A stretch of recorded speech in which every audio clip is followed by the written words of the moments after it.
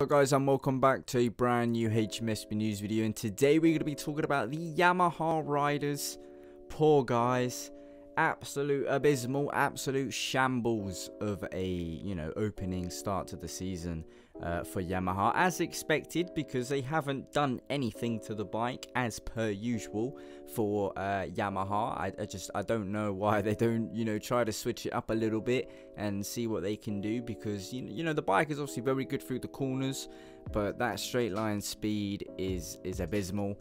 And the poor riders, they're knackered. Austin had the riders with zero energy at the end of the race. I mean, Dovizioso even said that he didn't even have the energy to even start the race after riding the Yamaha around Austin. So yeah, very interesting times for the manufacturer. Obviously, defending champion Fabio Quartararo is having a bit of a a hard time at the moment. He's not really at the front, and he is by far the best Yamaha rider. Obviously, he is somewhat up there fighting for the top 6 and that, but the Ducatis are definitely very strong. Obviously, Aprilia have made a big step forward, Honda also with their new bike, and KTM and Suzuki, they figured out some couple little things and got a little bit further up, and Yamaha have stayed exactly the same, and it's definitely quite disappointing to see. Obviously, we've seen Quartararo's frustration, we've seen Dobby's frustration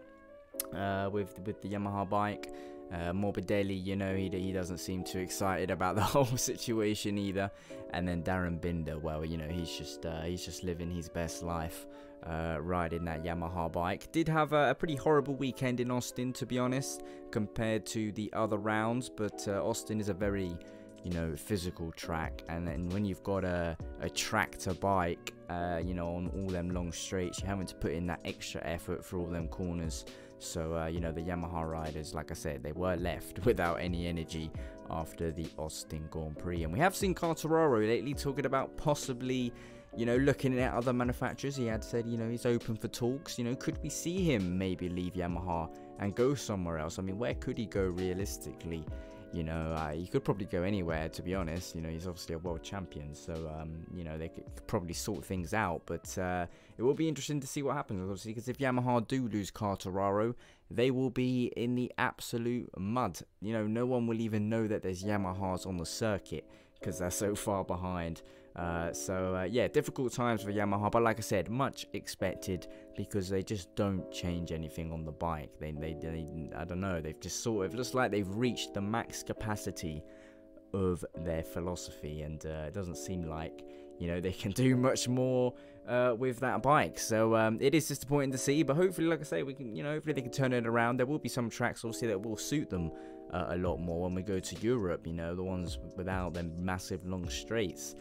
So we will see them at the front every now and then, but throughout the whole season it is going to be very tough for them to be in the championship battle when they can't fight at every single circuit, unlike the other bikes. So yeah, difficult times for poor Quartararo, but we shall see what he can do, if he can finesse everything and defend that world championship. What are your thoughts, lads, and well, ladies, and everybody, gentlemen, everybody watching this? What are your opinions on Yamaha? Was you expecting them to be a little bit further up there, or was you expecting this slow decline in performance from the manufacturer, as they have been following this pattern now for the last couple of years? So yeah, make sure to leave down in the comments, leave a like and subscribe for more content as always, and I will see you with some brand new videos very soon.